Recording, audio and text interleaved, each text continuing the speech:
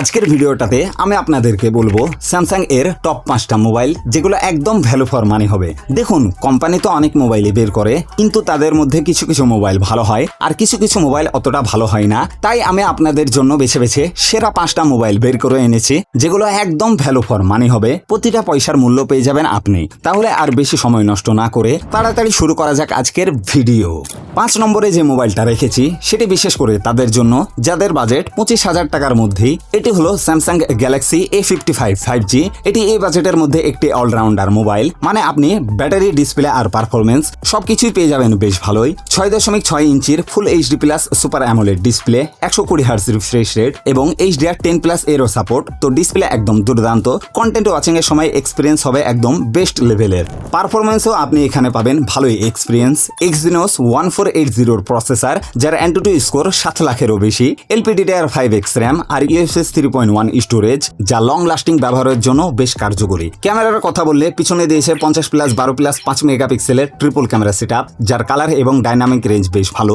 Selfie camera দিয়েছে 32 মেগাপিক্সেলের, যার মাধ্যমে আপনি 4K পর্যন্ত ভিডিও রেকর্ডিং করতে পারবেন।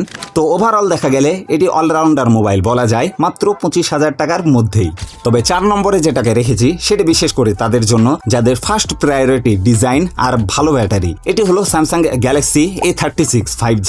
এই ফোনে ফ্রন্ট এবং ব্যাক দুই দিকেই গরিলা গ্লাস ভিক্টাস প্লাসের প্রোটেকশন পেয়ে যাবেন এবং আরও পেয়ে যাবেন IP67 ওয়াটার রেজিস্ট্যান্সের সাপোর্ট। ডিসপ্লে দিয়েছে আগের মতোই full HD plus super AMOLED, 120 hertz refresh rate আর HDR10+ এর সাপোর্ট। ক্যামেরা সেগমেন্টে পেছনে দেখতে পাবেন triple camera setup, 50 megapixel primary wide angle camera, 8 megapixel ultra wide আর 5 মেগাপিক্সেলের ম্যাক্রো লেন্স। ফ্রন্টে দেখতে পাবেন 12 মেগাপিক্সেলের সেলফি ক্যামেরা। পারফরমেন্সের জন্য দিয়েছে স্ন্যাপড্রাগন 6 Gen 3 প্রসেসর, যেটা এই বাজেট হিসাবে একটু ডিসেন্ট প্রসেসর। 5000 mAh এর ডিসেন্ট ব্যাটারি দিয়েছে, তবে 45 ওয়াটের ফাস্ট চার্জিং এর সাপোর্ট পেয়ে যাবেন এখানে সবচেয়ে ভালো বিষয়টা হলো এটাতে 6 বছরের সফটওয়্যার আপডেট দিয়েছে এবং সফটওয়্যারে অনেক AI ফিচার্সও পেয়ে যাবেন আপনি।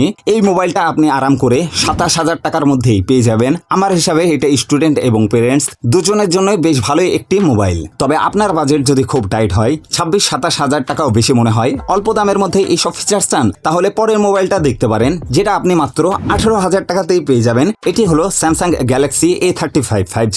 এটাতেও আপনি পেয়ে যাবেন একই ক্যামেরা, একই ব্যাটারি এবং একই ডিসপ্লে। পার্থক্য শুধুমাত্র পারফরমেন্সেই দেখতে পাবেন, যেখানে আগেরটার পারফরমেন্স সামান্য ভালো ছিল এটির তুলনায়। আগেরটাতে ছিল স্ন্যাপড্রাগন 6 Gen 3 প্রসেসর আর এটাতে দিয়েছে Exynos 1380 প্রসেসর। সফটওয়্যার আপডেটও দিয়েছে 6 বছরের জায়গায় 4 বছর আর চার্জিংও দিয়েছে 45 ওয়াটের জায়গায় 25 ওয়াট। কিন্তু তবে যদি দেখা যায় এই কয়েকটা জিনিস না ভাবলে মাত্র 18,000 টাকার মধ্যে এই মোবাইলটাও বেশ ভালোই ডিল হবে অন্যান্য ফিচার্সগুলোর জন্য। এবার আসি নাম্বার 2 এ রাখা মোবাইলটার দিকে। এই মোবাইলটা ডেইলি ইউসেজের জন্য তো ভালো হবেই, তার সাথে সাথে স্টুডেন্ট এবং পেরেন্টসদের জন্য গুড চয়েস হবে, কারণ এটি খুব লাইট ওয়েট এবং এই সেগমেন্টের সব থেকে পাতলা মোবাইল। এটি হলো স্যামসাং গ্যালাক্সি M56 5G।